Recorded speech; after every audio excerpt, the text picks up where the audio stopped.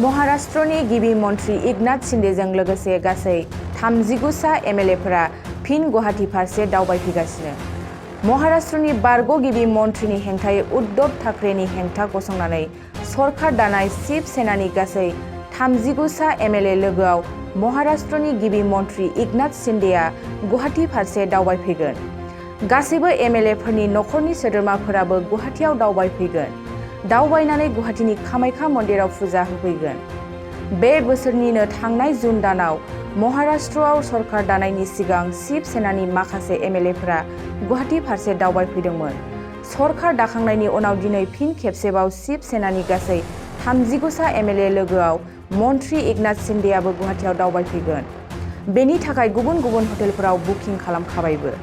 गुवाहाटीनि कामाख्या मन्दिराव दावबायफैनानै आरोबाव अयोध्यानि राम मन्दिरावबो दावबायगोन MLAफोरा।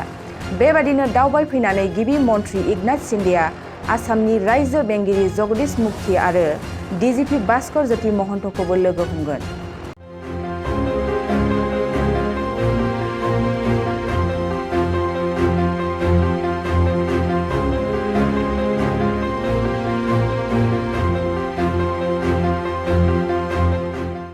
मोनसे फोसावथाय क'क्राझार जिल्लानि सिङाव थानाय दा रियेलिटी पाब्लिक स्कुलाव पाब्लिक रिलेशन अफिसारनि गोनांथि जादों।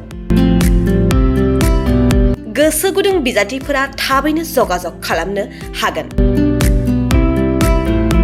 पाब्लिक रिलेशन अफिसारनि थाखाय बिजाथिया इंराजि आयदायाव MA खालामनाय जानांगोन, नङाब्ला मास कमिउनिकेशन एन्ड जार्नालिज्म आयदायाव MA खालामनाय जानांगोन। बेनि थाखाय जेबो एक्सपिरियेन्सनि गोनांथि गैया।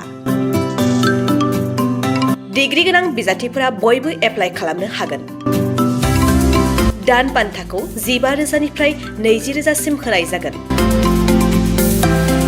गोसो गुदुं बिजाथिफोरा रियेलिटी पाब्लिक स्कुल @gmail.com आव मेसेज हरनो हागोन, नङाब्ला 9435293000 जानबुं अनजिमायाव जगाजग खालामहरनो हागोन।